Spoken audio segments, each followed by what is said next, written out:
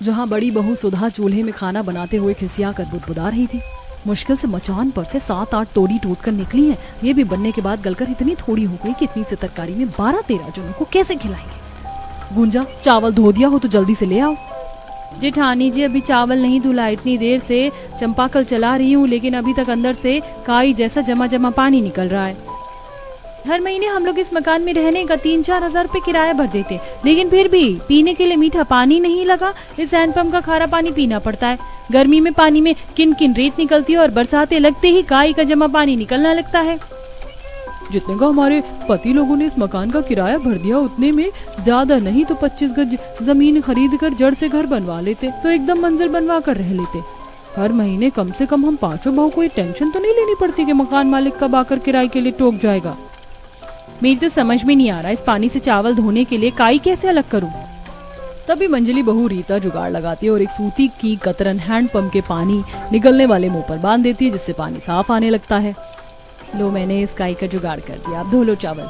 वैसे मानना पड़ेगा मंजली जेठानी जी के अद्दान से जुगाड़ लगाया है आपने। अब हैंडपंप का पानी इस कपड़े से खुद ही प्यूरिफाई होकर छन कर आएगा। कुमुद ऐसा बोल ही रही होती तभी मौसम काला कर देता है। तेज तेज की बिजली चमकने के साथ आंधी उठ जाती है। लगता है तगड़ी आंधी पानी होने वाली है। अभी पूरी तरह खाना भी नहीं बना। देवरानी जी, जल्दी चावल धोकर दे दो, वरना बारिश आ गई तो चावल नहीं बन पाएगा। जेठानी जी, धो रही हूँ, एक तो इतने बड़े पतीले में चुल्लू भर चावल मुट्ठी में नहीं आ रहे। तभी देखते देखते तेज आंधी पानी बरसने लगता है। 5 जुगाड़ू बहुएं रसोई का सामान समेटने लगती हैं। अभी तो घटाएं एकदम साफ थी, एकदम से इतनी मूसलाधार बारिश कहाँ से शुरू हो। नुपुर, ये मिट्टी वाले मसालेदानी उठाकर अंदर ले चलो, नहीं तो भीग जाएगी। लाइए, उपले की टोकरी मुझे दे दीजिए जेठानी जी, मैं अंदर ले जाती हूँ। तब कुमुद चूल्हे पर चढ़ी सब्जी की कढ़ाई जल्दी से उठाकर मकान के अंदर ले जाकर रख देती है। बड़ी बहू सुधा जैसे ही आंगन में बना चूल्हा पन्नी से ढकने लगती है तो मूसलाधार बारिश के चलते अचकन की मिट्टी गल चुकी थी। हे भगवान जी, कितने जतन से मैंने धूप गर्मी में नदी के पास से मिट्टी लाकर चूल्हा बनाया था और बारिश में मेरा चूल्हा टूट गया। अब खाना पीना किस पर बनेगा। बरसात में चूल्हा भीग कर टूट जाने के चलते सुधा को परेशान होते देखकर सास गोदावरी कहती है, बड़ी बहू, मिट्टी का चूल्हा ही तो था, भीग कर टूट गया तो टूट गया। वैसे ही सावन भदवा के मौसम में तुम खुले आंगन में खाना नहीं बना पाती, इसलिए तुम मुझे मिट्टी ला कर दे देना। मैं भंडार कोने में 2 मुंह का चूल्हा डाल दूंगी, एक बार में दाल भात बनकर तैयार हो जाएगा। बारिश के मौसम भर मकान के अंदर में ही खाना पीना कर लो। जहाँ एक तरफ पड़ोसी अड़ोसी बारिश के मौसम में अपने पक्के मकान में आरामदायक जिंदगी बिता रहे थे, वहीं बरसात का मौसम लगा देखकर 5 बहुएं काफी परेशान हो जाती हैं, क्योंकि इस किराए के मकान में पिछले 10-15 सालों से गोदावरी अपने 5 बेटों, 5 बहू और उनके 3 बाल बच्चों समेत किसी तरह टाइम काट रही थी। लेकिन छत दीवार कच्ची और कमजोर होने के चलते बारिश के मौसम में इन्हें टपकती छत के अंदर रहन सहन करने में काफी परेशान होना पड़ता था। मूसलाधार बारिश से उनके मकान की छत चूने लगती है। जेठानी जी, देखिए, बारिश की 2-4 बूंद नहीं पड़ती कि हमारा मकान चूने लगता है, क्या करेंगे। और क्या करेंगे, हर साल की तरह जैसे बारिश में बर्तन लगाकर एक जगह पर दही की तरह जमकर पानी इकट्ठा करते हैं, वही करेंगे, क्योंकि इस साल भी हमारे निखट्टू पतियों से मकान की छत पक्की नहीं करवाई गई। गुंजा के ताना कसने पर प्रभात भड़क जाता है और दोनों में झगड़ा होने लगता है। बस तुम लुगाइयों में से तो हम 5 भाइयों का घर में थोड़ी देर बैठना भी देखा नहीं जाता। अरे हमारा घर में रहकर खाना तुम सभी की आंखों में खटकता है। बस दिन भर घर के बाहर रहकर गधा मजदूरी करो, तब सब ठीक है। बस बस रहने दीजिए। आप 5 भाइयों की कमाई में तो जैसे आग लगी पड़ी है। पिछले साल बरसात से बोलते बोलते इस साल की बारिश की शुरुआत हो गई, लेकिन फिर भी आप 5 भाइयों से इतने पैसे भी नहीं जुड़े कि कम से कम घर की छत दीवार पक्की करवा दो। मैं तो करम फूट गया ऐसे निखट्टो पति से शादी करके। हाँ तो बोल देती अपने पिताजी को, कोई सरकारी सर्विस वाला पैसे वाला दामाद ढूंढ लेते। करवानी थी ना कमाते खाते परिवार में शादी। 2 टाइम की रोटी तो तुम्हें मैं ही कमा कर खिला रहा हूँ ना, कि तुम्हारे पिताजी। एक तरफ बरसात का कहर था, वहीं मकान के अंदर अपने बहू बेटे को इस कदर झगड़ा करते देखकर बिस्तर पर पड़े बीमारी की हालत में जूझते हुए हरिहर ने कहा, हे भगवान, अरे क्यों तुम मियाँ बीवी जब देखो झगड़ते रहते हो। अरे गोदावरी, इन दोनों को शांत करो, मेरा सिर दुखने लगा। ओहो, तुम दोनों मर्द लुगाई को लाज लग रही है कि नहीं थोड़ी भी। यहाँ तुम्हारे ससुर ने खटिया पकड़ रखा है और तुम दोनों झगड़ रहे हो। प्रभात, गुंजा, गरम मिजाज से मसले का निवारण नहीं निकलता। अब तो जो हालात सामने है उसे झेलना ही पड़ेगा। तभी बड़ा बेटा मनोहर नरमी से समझाता है, देखो तुम सब तो जानती हो, मानसून के मौसम में हमारा दिहाड़ी भत्ते का काम बहुत ही ठप हो जाता है। वरना पक्का करवा देते। और वैसे भी किराए के मकान में रहकर खुद के पैसे लगाकर काम करने से मकानदार किराए में नहीं कटेगा। कुछ खाना बनाया है तो दे दो, हम खाकर काम पर जाएं। रीता बहू अपने देवर जेठ पति को खाना परोस दे। तभी रीता असहज होकर कहती है, माँ जी केवल सब्जी बन पाई है, भात बनाने जा रही थी, इतने में बारिश हो गई। रीता बहू देख, रात की कोई बासी कोसी रोटी बची हो तो दे दे। तुम पांचों के पतियों को इतनी समझदारी है कि चूल्हा टूटा पड़ा है तो टटका चावल कहाँ से मिलेगा।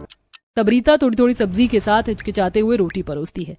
जेठ जी वो सब्जी कम है इसलिए थोड़ी थोड़ी दी है। कोई बात नहीं, इतने में तो रोटी खा लेंगे। पांचों थोड़ी सी सब्जी के साथ छुआ छुआ कर रोटी खाते हैं और हल्की बूंदाबांदी में रोजी भत्ते के लिए निकल जाते हैं। तभी नुपुर दुखी भाव से कहती है, सब्जी कम होने के चलते हमारे पतियों ने पेट भरकर खाना भी नहीं खाया, थोड़ा अचार भी होता तो खा लेते बढ़िया से। जार का आधे से ज्यादा अचार तो बाल बच्चों ने खाकर खत्म कर दिया। उन्हें भी तो रोज अचार पराठा देते थे, ऊपर से इस साल तो बाजार में कच्ची कैरी भी इतने महंगे दाम पर बिक रही है कि सोचना पड़ता है। कुमुद की ये बात सुनकर रीता के दिमाग में जुगाड़ आता है। अरे जब बिना खरीदे ही आम का अचार लगा सकते हैं तो बेफिजूल के पैसे क्यों फूकना। आज कितनी देर तक पीट पीट कर आंधी पानी बरसा है, पता है जंगल में पेड़ से कितने सारे आम गिरे होंगे। ये तो हमने सोचा ही नहीं, चलो इससे पहले कि कोई और जाकर वो सारे आम बीन के ले जाए। चलो। तभी बारिश में भीगे हुए दोनों बड़ी बहू रीता सुधा के बच्चे स्कूल से आ जाते हैं। माँ छोटी चाची आप सब लोग कहाँ जा रही हो, मैं भी चलूंगा। राजू बेटा हम जंगल जा रहे हैं, तुम्हारे लिए मीठे रसीले आम चुन कर ले आएंगे, तुम घर में रहो। थोड़ी देर में पांचों बहुएं जंगल पहुंच जाती हैं जहां ठंडी ठंडी हवा चल रही थी और शाखाओं पत्तों पर जमी बूंदे गिर रही थी। जमीन पर बहुतायत के आम पेड़ से टूट कर गिरे थे, जिसे देखकर पांचों जुगाड़ू बहू खुश होकर जल्दी जल्दी चुनने लगती हैं। जरा देखो ये शहरी दशहरी कच्चे आम कितने बड़े हैं, पता है बाकी मालदे और लंगड़े आम की तुलना में इसमें काफी गूदा होता है और इसका अचार भी अच्छा लगता है और काफी समय तक टिकता है। वैसे कुछ देर की बारिश से मौसम के वातावरण में कितनी ठंडक आ गई है और पेड़ पौधों ने भी नहा लिया। तभी जंगल के बीच बनी मड़ई में से बूढ़ी दुलारी बाहर आती है। अब आई हो तुम बहुएं, मैं कब से तुम्हारी बाट जो रही थी। कैसी हो दुलारी दादी, तबीयत तो ठीक है? हाँ मैं तो एकदम चंगी वाली हूँ। पेड़ पौधों की शुद्ध ताजी हवा शरीर में लगती है, जंगल से ही फल चुनकर भरण पोषण कर लेती हूँ। वैसे दुलारी दादी आपको इतने घने जंगल में अकेले रहने में जंगली जीव जंतु का जोखिम नहीं लगता? रीता बहू इस जग में जानवरों से वफादार तो इंसान भी नहीं होता। एक कुत्ते को भी अगर तुम 2 टुक रोटी डाल दोगी ना तो इतने भी खाकर संतुष्ट हो जाता और तुम्हारे घर के बाहर बैठकर पहरेदारी भी करेगा। ये तो है दुलारी अम्मा, हम पांचों भी जंगल में जब आते हैं तो काफी सुकून ठंडक मिलता है, दिल करता है यहीं पर बसावट कर लें, किराए की भी भारी चिंता सर से उतरे। तब नुपुर नदी के किनारे हरे साग निकले हुए देखती है। सुधा दीदी, रीता दीदी, वो देखिए बरसाते लगते ही नदी में साग पनप गया है। पर नुपुर साग तो सर्दी के मौसम में होता है, बारिश में कौन सा साग पात होता है? मेरे देखने में तो खरपतवार लग रहा है। गुंजा जीजी मुझे भी साग की अच्छे से परख है, ये लाल चौलाई का साग है, बाजार में बहुत महंगा बिकता है, मैं खोट कर ले आती हूँ। नुपुर नदी के अंदर उतरकर उस लाल लाल चौलाई साग को खोटने लगती है। तभी उसके पैरों के नीचे काफी सारे पत्थरों का आभास होता है। लगता है इस नदी में घोंगे और सीप भी हैं। नुपुर देखो मौसम खराब हो रहा है, जल्दी से आ जाओ। हमारा चूल्हा भी तो टूट गया है, अब नदी के पास आए तो बलुआ मिट्टी ले लेते हैं। दोनों बड़ी बहू चूल्हा बनाने के लिए मिट्टी निकालती हैं, वहीं नुपुर नदी में से ताजा साग खोद कर बाहर आती है। जैसे ही पांचों बहू घर पहुंचती हैं तो मकानदार राजू को मार रहा था। दादी मुझको बचाओ, मोटे खड़ूस अंकल मुझको मार रहे हैं, मुझको बहुत दर्द हो रहा है। मकानदार जी छोड़ दीजिए मेरे पोते को। हरामखोर कहीं का, तूने मुझे मोटा बोला, अभी देख मैं तेरे कैसी खाल खींचता हूँ। तभी रीता बीच में आकर अपने बच्चों को ले लेती है। हे भगवान राजू तो ठीक है ना? मकानदार जी इतने छोटे मासूम से बच्चे को मारते हुए आपको मोह नहीं आ रहा था? अरे क्या किया मेरे बेटे ने? ज्यादा दूध की धुली मत बन गोदावरी की बहू, एक तो तूने अपने बेटे को इतना चस्का कर रखा है, मेरे मकान का दरवाजा तोड़ दिया, खर्चा तो मेरा बढ़ गया ना। एक तो तुम पांचों की कसम कभी भी टाइम पर किराया नहीं देते, खाली कर जाओ मेरा मकान। उल्टा चोर कोतवाल को डांटे, पिछले 2 महीने से दरवाजा उखड़ा हुआ है, हमने अपने पतियों से आपको खबर भी करवाई थी। एक तो आपको मकान में कुछ भी मरम्मत करवाने के लिए बोलो तो आप नहीं करते, छत भी एकदम कमजोर पतली चादर हो रखी है, ना तो आप पक्की करते हो और ना किसी साल सफेदी करते हो, मकानदार के अचार डालने के लिए बनकर बैठे हो। रीता गुस्से में मकानदार पर दाना पानी लेकर चढ़ जाती है, जिससे वो भी पिनक जाता है। अच्छा जी, जिसका खाना उसी को आंख दिखाना। अरे ओ गोदावरी, समझा ले अपनी बहू को, ज्यादा प्रधान न बने, वरना अभी सबको निकाल कर फेंक दूंगा, फिर दर दर भटकते फिरेंगे। रीता शांत हो जाओ, बात बढ़ाने से कोई फायदा नहीं है। मकानदार जी, अभी आप चले जाइए, हमारे पति आएंगे तो हम किराए के लिए बोल देंगे। इस महीने में मुझे पूरा क्लियर किराया चाहिए और 10 तारीख तक मुझे मेरा मकान भी खाली चाहिए। एक तरफ बरसात का मौसम था, वहीं दूसरी तरफ मकानदार घर खाली करने के लिए बोलकर चला जाता है। रात को पांचों भाई थैली में थोड़ा थोड़ा राशन लेकर आते हैं। ये लो, थोड़ा दाल चावल लेके आए हैं, खिचड़ी बना दो। आज भी आप पांचों भाई की इतनी आमदनी नहीं हुई कि सब्जी ले आए, बस छुच्छे दाल चावल उठाकर ले आते हैं, बच्चे खाते भी नहीं है। नूपुर, तुम ऐसे ताने मार रही हो जैसे हम भाई दिन भर बाहर बैठकर झक मार रहे थे, दिन भर खाली बैठे थे, शाम को दिहाड़ी लगी है। जितनी आमदनी होगी उतने में तो खर्चा लेकर आएंगे, अब क्या कोलू में सर दे दें? हे भगवान, दिवाकर, नुपुर, तुम दोनों चुप हो जाओ। वैसे ही मकानदार खाली करने को बोल के गया है। क्या मकानदार ने खाली करने को बोला है घर? लेकिन क्यों? गोदावरी मनोहर को पूरी बात बताती है, जिस पर वो बौखला कर कहता है, अरे तुम लुगाइयों को क्या जरूरत है उस दुकानदार को मुंह लगाने की? अब ऐसे बरसात के मौसम में हम घर कैसे खाली करेंगे? और अब इतने सस्ते में मकान भी नहीं मिल रहा। दूसरे लोग 25-25 गज के पक्के मकान का किराया भी 5 से 6 हजार रुपए है, और अभी हमारा दिहाड़ी भत्ता का काम नहीं चल रहा। अब तुम घर ढूंढना। गुस्से गुस्से में पांचों भाई घर में बैठ जाते हैं, जिससे दिहाड़ी का काम भी छूट जाता है और घर चूल्हा भी नहीं जलता। तभी पूजा गौरी खाने के लिए ललकते हुए, मम्मी मम्मी, मेरे जोर से भूख लगी है, कुछ खाने को बना दो। क्या बना कर दूं तुझको गौरी? रसोड़े में एक मुट्ठी चावल भी नहीं पड़ा है कि पका कर दे दूं। चाची, चावल नहीं है तो हमें नमक तेल लगाकर रोटी दे दो, हम खा लेंगे। पूजा को रोटी मांगते देख के सुधा गुस्से में मनोहर को सुनाती है, आप पांचों भाई की मती में गोबर भर गया है क्या? 2 दिन से घर में चूल्हा नहीं जला और आप सब घर में बैठकर ओल पे मिट्टी चढ़ा रहे हैं। काम धंधा तुम जाकर कमाकर खुद चला लो घर। तभी पड़ोसन शशिकला मुंह में आकर बच्चों के लिए अपनी रसोई से खाना दे जाती है। ये लो सुधा, आलू गोभी की सब्जी, रोटी और दाल मखनी है, तीनों बाल बच्चों को खिला देना। धन्यवाद काकी। ऐसे ही देखते देखते मकान खाली करने का मोहलत खत्म हो जाता है। मकानदार भरी बारिश में सबको मकान से बेघर कर देता है। अरे चलो फूटो सब मेरे घर से, और खबरदार जो यहाँ आज के बाद भटके।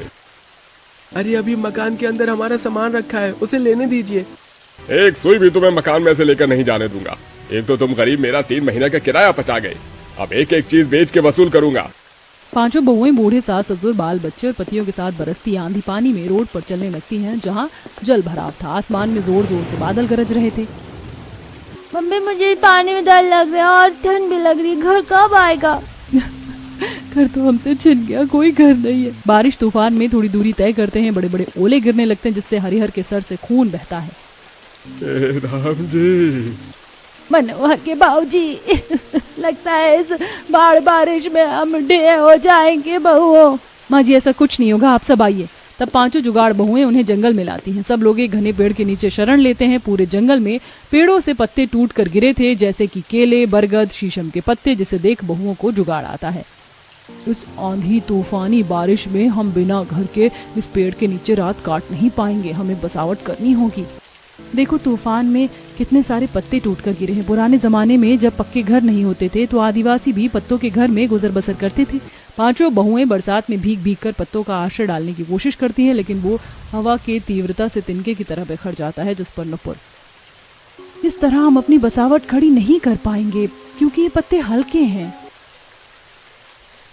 तभी उन पांचों के पति भी मदद के लिए आते हैं और दिवाकर कहता है, देखो, बसावट करने के लिए पत्तों के साथ ठोस लकड़ी चाहिए होगी, तब बात बनेगी। हमें अपनी गलती का पछतावा है, हमें माफ कर दो। तब पांचों शीशम, देवदार जैसे ठोस पेड़ की लकड़ियां काट कर लाते और जमीन खोद कर नींव डालते हैं। तभी तीनों बच्चे एक पेड़ में से चिपचिपा पदार्थ ले जाते हैं। माँ देखो, हमें पेड़ से गोंद मिला। ये तरल पदार्थ मेरे हाथों में चिपक गया। रीता, ये पदार्थ हमारे घर में पत्तों को चिपकाने में मदद करेगा। बच्चों, ये पदार्थ और लेकर आओ। तीनों बच्चे उस पेड़ की छाल से गोंद इकट्ठा करके लाते हैं। तीनों बहू पतियों के साथ लगकर घर बनवाती हैं। 2 बहू नुपुर, कुमुद भोजन की व्यवस्था में लगती हैं। देखो, मुझे जंगल में से कितनी सब्जी मिली है। ये जंगली गोभी, कुंदरू और अरबी के पत्ते, इसके पकौड़े बहुत ही स्वादिष्ट बनते हैं। देखो, इस नदी के किनारे कितने सारे बड़े बड़े पत्थर थे, इसमें हम अपने लिए छोटी मोटी रसोई बना सकते हैं और सामान भी। तब दोनों पत्थर लकड़ी से जुगाड़ू रसोई बनाती हैं और उसकी छत को खजूर, केले के पत्ते और नारियल के पत्ते से टिकाऊ मजबूत करती हैं और ईंट पत्थर से जुगाड़ू चूल्हा बना लेती हैं। किसी तरह हमने इस पत्थर से जुगाड़ू चूल्हा तो बना दिया, लेकिन पकाने और परोसने के लिए हमें बर्तन की आवश्यकता लगेगी। और इतनी भीषण बारिश में तो इस जंगल में सूखी मिट्टी मिलना भी असंभव है, जो हम मिट्टी के बर्तन ही बना ले। कुमुद नुपुर ऐसा सोचकर बर्तनों की तलाश में आगे निकलती हैं, जहां उन्हें फलदायी महुआ का पेड़ दिखता है, जिस पर से सफेद मोती जैसे महुआ पूरे जंगल में चू कर गिर रहे थे, जिसे देखकर कुमुद प्रसन्न हो जाती है। मुझे तो पता ही नहीं था कि जंगल में महुआ का पेड़ है। अब तो हमारे खाने का जुगाड़ हो गया। पता है, महुआ की रोटी बहुत स्वादिष्ट बनती है। वो देखो कुमुद, इस बरगद के पत्ते कितने चौड़े हैं। गांव देहात में शादी विवाह में इसके पत्तल बनते हैं। हम इससे बर्तन बना सकते हैं। नुपुर उस बरगद की डाली से खूब सारे पत्ते तोड़कर अपनी बसावट में वापस आती है और खाना रखने के लिए बड़े बड़े बर्तन पत्तल बनाती है। वहीं दुलारी उन्हें जरूरत के लिए 1-2 मिट्टी की हांडी दे जाती है। ये लो बहू, ये मिट्टी की पतूकी ले लो, इसी में पका लेना। बहुत बहुत धन्यवाद दुलारी दादी, आपने हमारी समस्या हल कर दी। चलो अरबी के पकौड़े बनाते हैं। मगर बिना तेल के पकौड़े कैसे बनाएंगे? तभी सुधा जंगल के थोड़ी आगे अरंडी के पेड़ देखती है, जिसमें फल लगे हुए थे, जिन्हें देखकर उसको जुगाड़पन सूझता है और वो उन फल पत्तों को तोड़ कर ले आती है। जेठानी जी, आप इन कटीले फलों का क्या करोगी? रीता, इसके अंदर अरंडी के बीज होते हैं, जिसको पेड़ने से तेल निकलता है। ये सुनकर रीता आश्चर्यचकित होती है। तब उन फलों में से बीज निकालकर सुधा उसे कूट कर तेल निकालती है। वहीं जंगल से ही उन्हें कच्चा हल्दी का पेड़ भी मिल जाता है और नदी में से नमक, जिससे वो स्वादिष्ट पकौड़े बनाकर परोसती हैं। वाह, ये अरबी के पत्ते के पकौड़े तो कितने करारे, खस्ता और स्वादिष्ट लग रहे हैं। खाने में पेट भर गया। सच में मनोहर भैया, और इस जंगल के ठंडे ठंडे वातावरण में बसावट करके खाने का अनुभव कितना खास है ना। ये लीजिए और पकौड़े खाइए, गरम गरम स्वादिष्ट लगेंगे। सुधा, हमको माफ कर दो। हमारी लापरवाही के चलते हम आज घर से बेघर हो गए।